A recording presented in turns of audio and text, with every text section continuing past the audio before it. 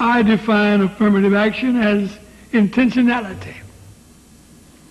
For those who would dilute it and destroy it, argue that Martin said that we must judge by character and ignore historical and intentional acts of discrimination based on color. I respectfully suggest that as we seek clarity concerning his vision, that we look at the letter from the Birmingham jail along with the I Have a Dream speech. What the letter has as its core law and justice. And it underscores the truth that justice delayed is justice denied.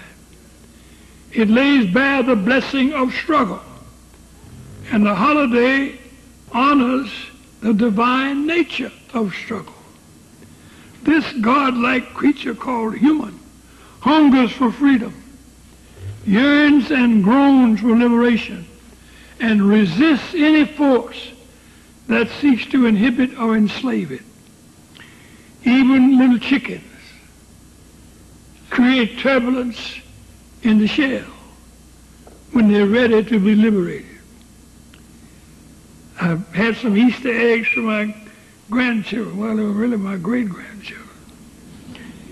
And before my eyes, two of the eggs started making noise, and the shell rocked and cracked, and eventually two little chicks stuck their heads out. My great-grandchildren were fascinated, and they don't know how it shook me up.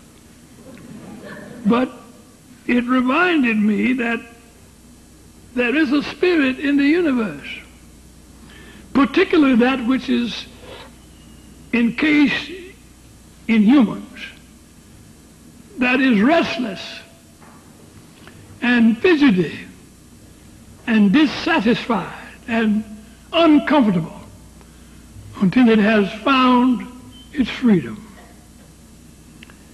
The holiday honors the nonviolent nature of the struggle.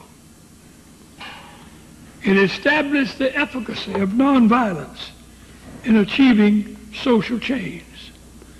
The letter from the Birmingham jail, and I have suggested that it is powerful material for curricula in Sunday school to understand the nature of the man who wrote it and the efficacy of the nonviolent militancy of the struggle. The letter was written to 8 white clergymen in Birmingham who wrote Martin. And Martin answered while he was in prison on scraps of paper because they wouldn't give him any stationery. And incidentally, the clergymen who wrote him did not deny the righteousness of the cause of the movement in Birmingham. In fact, they affirmed, they confessed that they believed the cause was just, and they understood that part of the movement. What they objected to was not the purpose and goal of the movement, but its timing. The movement was headed in the right direction, but chose the wrong time. It should choose a more convenient season to exercise its prerogatives. But the oppressor, whose heel is on the neck of the oppressed, forfeits the right to determine the shape, form, time, color, or rhythm of the movement to remove the heel. It is the oppressed who maintain the prerogative as to when and how the heel must be removed from the neck. Martin said in the letter from the Birmingham jail that they don't mean later, these powerful forces who would delay justice.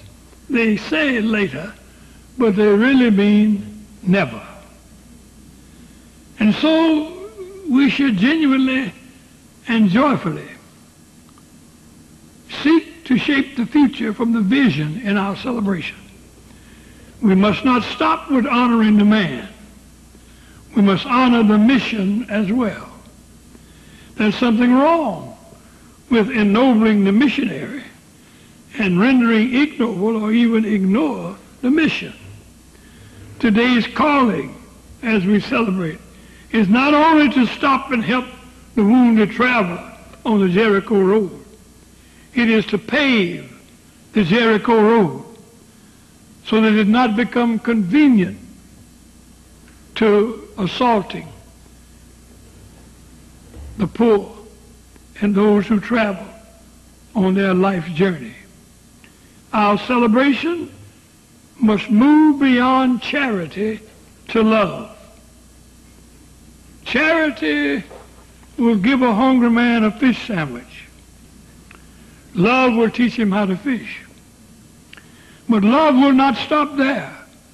Kenyan love will try to provide opportunities for schooling and training so that the hungry man can find a good job and earn a livable wage in order to buy good fishing equipment and catch good fish.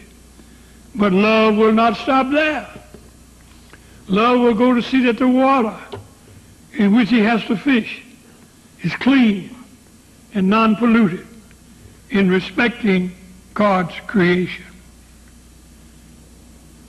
Charity is seasonal. Love is everlasting to everlasting. Charity is selective. Love is inclusive. Charity can overlook justice. Love embraces justice. So if we are to shape the future through a celebration of the life and ministry of Martin Luther King Jr., we must move from charity to love. We must move from the dream to shaping the future and see it as moving from ceremony to sacrament. If we're serious about honoring Martin Luther King and the march to justice, ceremony is insufficient to lead us to a new level of stewardship. Ceremonies are necessary. This is a ceremony. But the problem with ceremonies is they end with the benediction. I believe there's a benediction here. No, there's not a benediction. But most ceremonies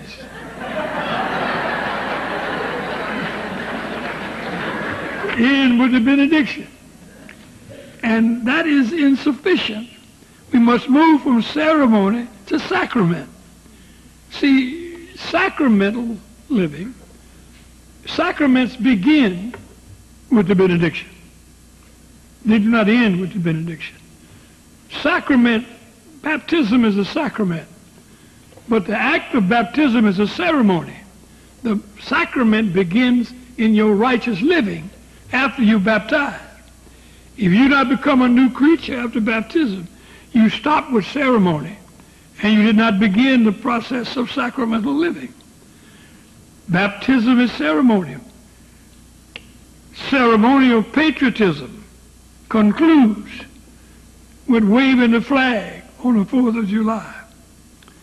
But sacramental patriotism cries out, yes, my nation, right or wrong. But when she's wrong, I'll fight to set her right.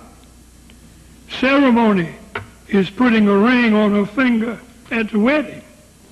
But sacrament is ringing her life with love and joy every day and every hour and hereafter. You can say amen if you want. I don't care. Any place that has Frederick Douglass Cemetery grave nearby ought to not be afraid to say amen.